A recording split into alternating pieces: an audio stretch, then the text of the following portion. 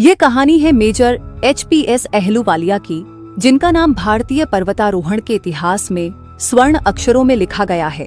साल 1965 था जब वे पहले सफल भारतीय दल के सदस्य के रूप में माउंट एवरेस्ट की चोटी पर पहुंचे। सर्द हवाएं, बर्फीले तूफान और कठिन ऊंचाई, इन सब बाधाओं के बावजूद जब आखिरकार मेजर अहलूवालिया एवरेस्ट की शिखर पर पहुंचे तो उनकी थकान एक अनुपम खुशी में बदल गई।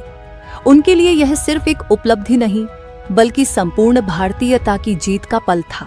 चोटी की ठंडी हवा में खड़े होकर मेजर अहलूवालिया को महसूस हुआ कि यह सिर्फ शरीर की ताकत की परीक्षा नहीं है, यह मन, आत्मा और जज्बात का भी सफर है। उन्होंने बताया कि एवरेस्ट पर पहुंचना वरदान जैसा लगता है, लेकिन असली चढ़ाई तो अपने अंदर के एवरेस्ट पर होती है।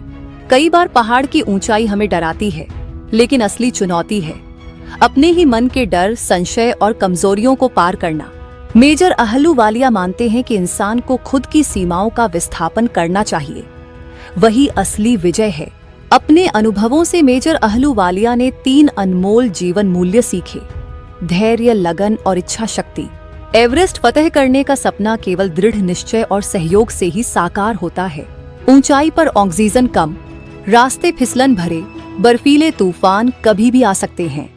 उस समय साथी पर्वतारोहियों का साथ ही सबसे बड़ा संबल होता है। किसी का रोप बांधना, किसी का रास्ता बनाना या जरूरत पड़ने पर एक दूसरे को कंधा देना, यही सहयोग जीत के रास्ते खोलता है। शिखर पर पहुंचने के बाद सभी दल सदस्यों ने अपने अपने श्रद्धा और आस्था के प्रतीक वहां छोड़े। मेजर अहलूवालिया ने गुरु नानक जी की तस्वीर वहां रखी, साथी रावत ने देवी दुर्गा का चित्र, फू डोरजी ने भगवान बुद्ध की मूर्ति और सर एडमंड हिलरी ने एक छोटा सा क्रॉस बर्फ में दबा दिया। वे सब जानते थे कि इस महान यात्रा में ऊपर वाले का आशीर्वाद और अंतरात्मा का बल दोनों ही साथ थे। शिखर पर खड़े होकर उन्होंने न सिर्फ प्रकृति का बल्कि अपनी सीमाओं का भी सम्मान किया। अंत में मेजर अहलूवालिया कहते हैं कि असली एवरेस्ट वह है जो हमारे भीतर है। बाहरी चढ़ाई कठिन होती है, लेकिन आंतरिक जीत, अपने डर, असफलताओं और शंकाओं से पार पाना सच में सबसे ऊंची चोटी है। यही वह संतोष और आत्मिक शांति है जिसकी तलाश में हम सब जीवन रूपी चढ़ाई चढ़ते हैं।